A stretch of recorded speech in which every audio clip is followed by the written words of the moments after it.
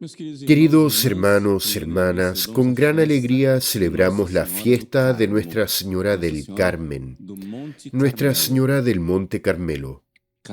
Carmen quiere decir Carmelo. ¿De dónde viene el título, ese título de Nuestra Señora? El Monte Carmelo es una pequeña cadena de montañas de 39 kilómetros de extensión que termina en el borde del mar, en la bahía de donde hoy hay una ciudad llamada Haifa, la ciudad de Haifa en el norte de Israel, en Galilea, donde Jesús empezó su ministerio. Esta montaña es conocida geográficamente ahí desde ya tiempos primitivos. Incluso se han encontrado, hay hallazgos paleológicos, arqueológicos de seres humanos de 200.000 años atrás, 600.000 años atrás, una cosa así estruendosa. Es de los lugares más antiguamente habitados,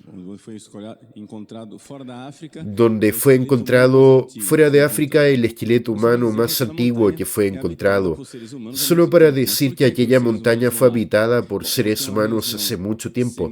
Pero ¿por qué los seres humanos iban para allá? Porque es una zona semidesértica, pero la montaña está florida, está llena de vegetación. ¿Por qué? Porque está irrigada.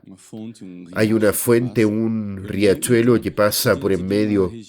Así que en medio de una región árida es un lugar verde. De ahí el nombre Carmelo. O sea, Carmelo quiere decir jardín o viña de Dios. Es un lugar de vegetación en medio del desierto. Fue ahí que el profeta Elías enfrentó a los más de 400 sacerdotes de Baal, y ahí que el fuego vino del cielo y consumió el sacrificio. Elías ahí vivió. Vivieron también discípulos de Elías, y existe una tradición de que ahí siempre hubieron monjes ermitaños siguiendo la tradición de Elías, hasta que finalmente llegaron los cristianos. Y con los cristianos, monjes ermitaños, cristianos empezaron a habitar aquellas cavernas del Monte Carmelo. Hoy, si tú vas allá a la ciudad de Haifa, tú consigues entonces ir subiendo la montaña. Hay una iglesia construida en la gruta de Elías, donde él vivía. Y ahí monjes siempre existieron, hasta que durante la Edad Media ellos se fueron organizando y fundaron una orden, la orden de los carmelitas, la orden de los monjes que son del Monte Carmelo. Vinieron los musulmanes, invadieron los carmelitas, tuvieron que salir de allá y entonces llegaron a Europa. Y ese es el origen de la orden de los carmelitas, en medio de aquel monte. Así que ellos tienen una ligación con Elías en el Antiguo Testamento, el lugar donde siempre hubieron ermitaños, incluso antes de los cristianos, luego monjes cristianos y la fundación del Monte Carmelo. Eso para explicar el nombre, pero pasa que después que esos monjes llegaron a Europa, un santo carmelita, San Simón Stock, que era el general de los carmelitas en la época, tuvo una visión en que Nuestra Señora se le apareció prometiendo una protección especialísima para aquellos que usaran el escapulario. El escapulario es una pieza de tejido que los monjes y monjas usan aún hoy en su hábito. O sea, es una tira larga, rectangular, larga, con un hoyo en el medio que pasa por la cabeza, así que toda la parte de enfrente queda cubierta, toda la de atrás también, y se cuelga aquí en las escápulas, así que escapulario. Así que esa es la parte del hábito. Esa parte del hábito de los monjes, Nuestra Señora le mostró a San Simón Stock y le dijo: quien use este hábito le protegeré. Y entonces San Simón Stock y los carmelitas empezaron a divulgar el uso del escapulario, que fue adquiriendo formas cada vez menores por la practicidad, hasta que entonces la forma actual que la mayor parte de los laicos usa son dos pequeñitos pedazos de tejido, uno por delante y otro por atrás. Y el Papa Pío, San Pío X, dio la autorización de que por practicidad, una vez que tú recibes la imposición del escapulario de tela, tú puedes después sustituirlo por un escapulario de metal, para que queden dos medallitas, una delante y otra atrás, para simbolizar aquel hábito, aquella ropa que defiende.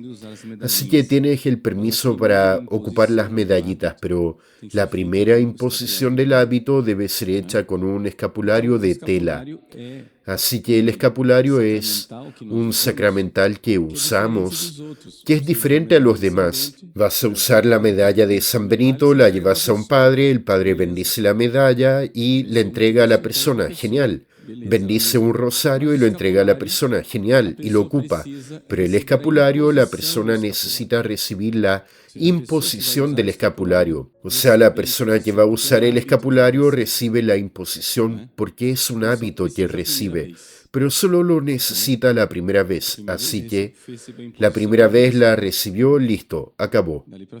De ahí en adelante, esa persona hace parte de la fraternidad del escapulario de Nuestra Señora del Carmen, que tiene gracias y bendiciones dadas no solamente por Nuestra Señora, pero también confirmadas por la Iglesia como cosas que podemos recibir de gracias especiales del cielo.